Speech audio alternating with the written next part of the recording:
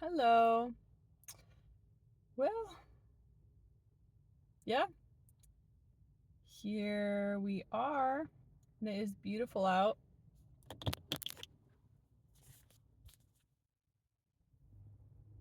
Blue sky.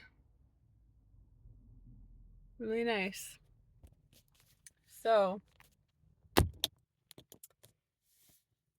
what I'm thinking about today is this idea of role models and how they're really important in really cementing a new automatic perspective of ourselves in this recovered identity and in this resilient identity. Role models are really the people who show us those kind of subtle tweaks in the way that we process or imagine narratives and conclusions and assumptions about ourselves and about other people and the circumstances that we're in, because role models, their very lives, they prove things and give inspiration to imagine things that we may not otherwise think of or believe is possible. And I think that every single person has this role model attribute to us, that because there's something remarkable to every person, remarkable that they were able to adapt and really gain joy and interest out of life despite circumstances, and everybody does this in their own unique way. Um, but I think that having a one or many actual role models to feel like you see yourself in them, that's really important. And that's something that I've had glimpses of, but I haven't really had like, that one or two or three people that I'm just like, yes, like everything about them is relatable to me, or almost everything about them, like that illusion, like seemingly everything is relatable and inspiring to me about this person. And um that sense of like authority on a subject. And I think that's something that, well, when I say on a subject, I mean that kind of inspirational authority that feels like something that we want to use as an example of what's possible, and that ties in with all our unique life circumstances. Um, that's how I've personally always imagined a role model, at least. And I think that for a lot of people, it's difficult to imagine role models also in this way, because we're looking so specifically for somebody, for this proof that this person exists out there, and our proof of overcoming or being able to exist in joy, um and celebration, the specific ways that they find and express and share their joy. And um really, I think sometimes that only answer, like who we're looking for, and what I've been thinking lately is it's myself that I'm looking for, because it's like not everything can be experienced. What's that word? There's a word for it. um I can't think of it right now, but not everything can be experienced vicariously. That's the word. Not everything can be experienced vicariously. Some things, the only way to experience and get that sense of like being moved and inspired and impassioned, it's by feeling into our own life, and it's reflecting upon our own self and our own journey, and amazement at proof that somebody like us can thrive and can find those kind of secret keys to getting out of what can seem like an inescapable system of oppression, or a system that, just like a the beliefs we have about what we are meant to experience in the world and what are our limits, you know and I just really well, not just like it, I love this idea of that, like, amazement, that sense of a miracle, of, oh my goodness, this thing, I never thought this would be me. I never thought I'd be able to experience this. And it is. It is happening now, and really feeling authentic and empowered and reflective upon the those small steps during the transformation of what it really actually took to get from the point A to the point Z, in the transformation. And for me, this transformation, my own personal kind of several year plans are wanting to get my physical and mental health really good, reliable, stable, so that I can travel a little bit before I buy a house. And, that's just kind of the framework. I want a nice house in a kind of country ish area where I can, have a beautiful garden, and I wouldn't mind reselling that house one day, after like a little bit of remodeling. And um, I think it's so important to just dream. This is another thing when it comes to being our own role model. We are all moved by these ideas that make us think like, oh my goodness, like this, I could experience this, being so inspired by other people, and being like, looking for kind of what are those things that I could help bring into my life that would allow me to experience this too. And I think that this is the beauty and the necessity of being alive, is those rewards, and that kind of rite of passage of where you have a long-term plan and work towards something, and then you see it coming into fruition in some ways how you expected, and in other ways not how you expected. But just this whole idea of the transformation process, how we participate with the relationship to ourself and our environment and other people, in order to have a different tone of experience on earth. This kind of thing is just like endlessly fascinating to me, and so inspiring to think about how other people live their lives. And there's thousands, I don't know, I said thousands, there's billions of people and experiences, and I guess I was going to say thousands of lifestyles, kind of, that could be experienced. But we can't experience it all. So I think that lack of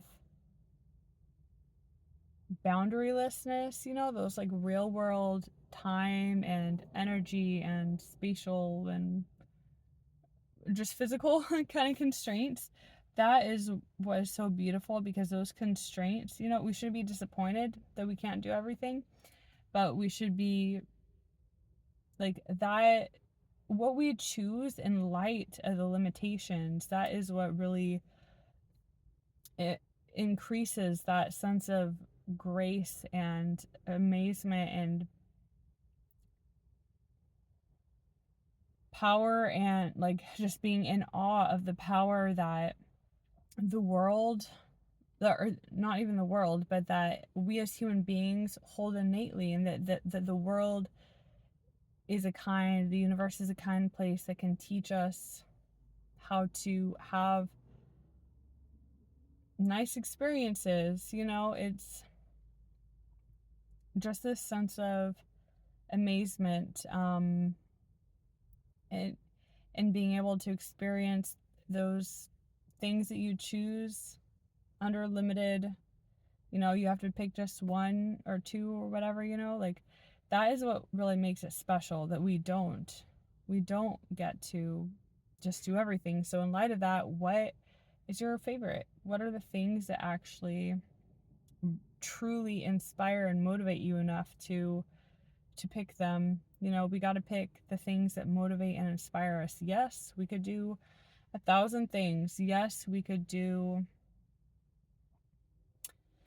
so many things, but we have to choose under the constraints we have, the things that motivate us emotionally, because along the way, as we're getting to those rewards, the things that kind of motivate and move and inspire us, it's about the way that brings out the best in us, the process that we go about bringing these things to light, in the ways that we help other people and receive help and just participate in the circle of life along the way.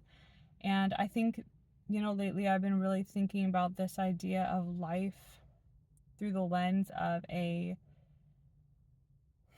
enjoying the journey. These are things I heard so much when I was younger, and it didn't really, it didn't have that same kind of feeling to me. But just being able to enjoy the process, enjoy the journey, acknowledge it, like kind of whatever we determine is the reality that we're going to perceive things through. So we can determine and just like affirm, say in our mind, say to ourselves that yes, what we are experiencing is what success looks like. It is what a example of a successful story looks like. It is an example of a story of overcoming. And we all have such unique stories, and we all have our own ways of getting there. And I think it's so important to have these reflections upon ourselves, so that we're able to connect with other people in an authentic way during really intensely transformational periods. And also once we get kind of to this phase of our life where we are living what we once fantasized about, I think it's so important to, along the way, practice verbalizing what the experience feels like to us, and the motivations that move us, and just affirming like, yeah, everything I'm experiencing, the highs, the lows, the questions, the uncertainties, the the not poetic, the not inspiring, the not beautiful, the just like terrifying, gross, like those kind of moments, like just recognizing that it all falls under the banner of being human, and we can't negate to ourselves in our own minds that having this kind of superstitious thought that just because we experience an emotion or a thought, or have any kind of experience, that is like some sign that things aren't going for our highest good or towards what we want to experience in life. We can't interpret it in that way, because things, life is just how life happens, and we have to be the ones that can affirm for ourselves that we are our role model.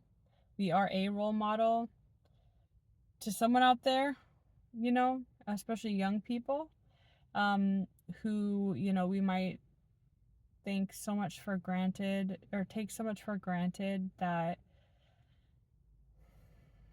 the things that we do or think or say, and not really honor how difficult it was for us to get to where we are now, and all the challenges we had to go through, all the learning phases, all the cycles, and remembering ways that we could have just reduced the harm and pain and suffering and negative feelings along the way.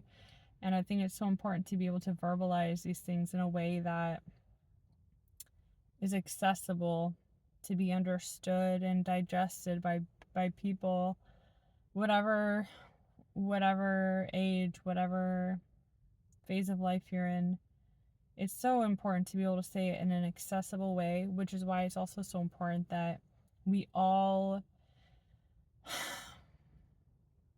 acknowledge that our voice is needed, because it's accessible to somebody out there, where we have, we all kind of can come to the same conclusions and messages, but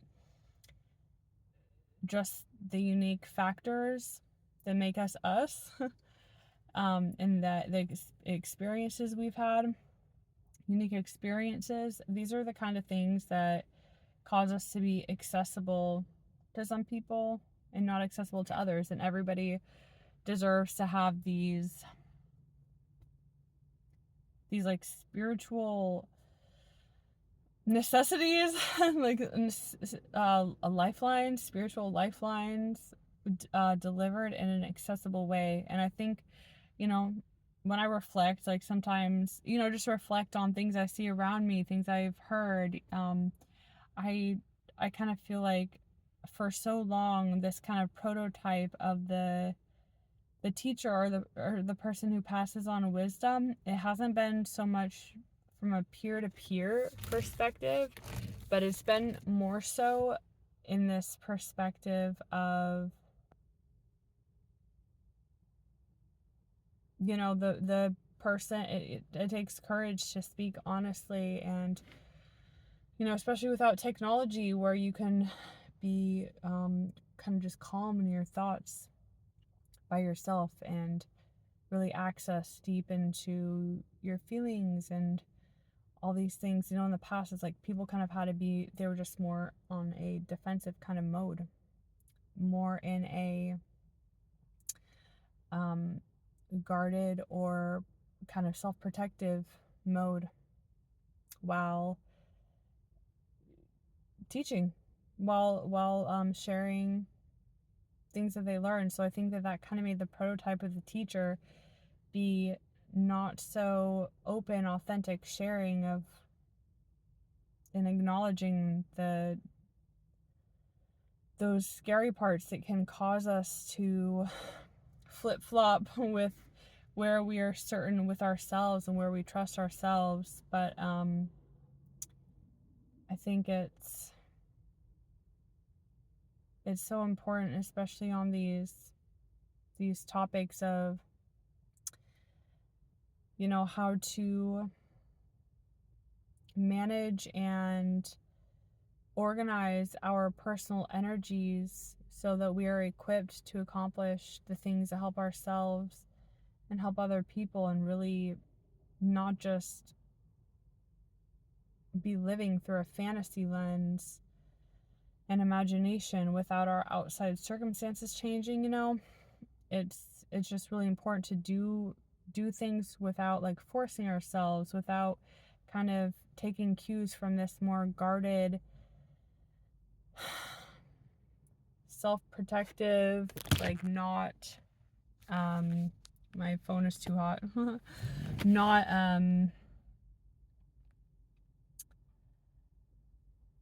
just not protected, or not like open and vulnerable kind of mode. And it's just no fault to people who came before us. It's just, it has to do more with technology than anything, I think. Oh God, it is hot out. It's so hot, and I have the windows up. It'll be a little bit better. Yeah. So that's just this whole topic of just role models and how we can really have that mindset where we have certainty in validating ourselves while still being able to assess different perspectives. But, you know, just being able to validate our own quality of experience and remembering to process things through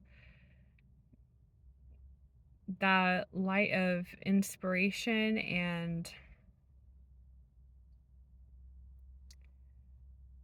more feeling into things, feeling calm enough to feel into the subtle things that come about when we are feeling safe in our bodies and our mind isn't racing all over the place. Our mind isn't trying to have us behave in a way that is just matching something we think we should appear as, but rather behaving in a way that is motivated by the heart, motivated by truths we've learned, the things that by blood, sweat, and tears we've learned, the things that that we truly believe are needed in the world to help bring more security to people's own minds, so that people can have our energies going more on enjoying being alive and working together, instead of our energies going towards being terrified to being alive and being terrified of each other and all the other inclinations that come with that type of perspective on being alive. So yeah, I'm really excited to be dreaming about the future and practicing affirming to myself that these things are worth dreaming about and worth understanding. Like, if I can only truly pick a couple things, because I'm bound by the constraints of being a human in time and space and resources and money and everything, then what are the things I choose? What are the things that I choose because they motivate me to be a strong, healthy, supportive, happy person? Like, what are the things that truly motivate me? And I'm really excited to be like, okay, I'm going to keep on learning more about my identity and feeling secure in just being alive and knowing that I'm on the right path, and that having more of that kind of experiential proof that changes my beliefs on the world, instead of just kind of using affirmations to help support myself. Actually having the experiences that prove, like, without a doubt, so I can just shortcut into where my base level belief is at in the world. And I think that's something also really important for us to do as we are kind of on this track of manifesting, or just being empowered in our realities, because that's the only sensical thing to do. The only sensical thing for us all to do, the thing that takes away all the things everyone complains about and everyone's suffering about, like illness, sickness, addiction, crime, everything. Like, the only logical thing is to find ways to enjoy being alive that that are sustainable long term and have long term stability and positive effects on the health, especially the health, because if we don't have health, we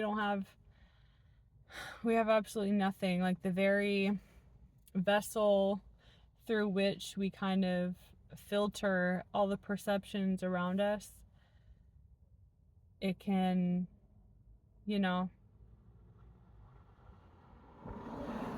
we can adapt, but we can certainly adapt to be able to experience everything through the lens of painlessness and enjoying life. But it's a rough adaptation process. So if you don't have to, and if you already have goals, um, where you want to experience certain things that require your body and mind to be operating in a certain way, then why not maintain and increase things in that direction, Yeah.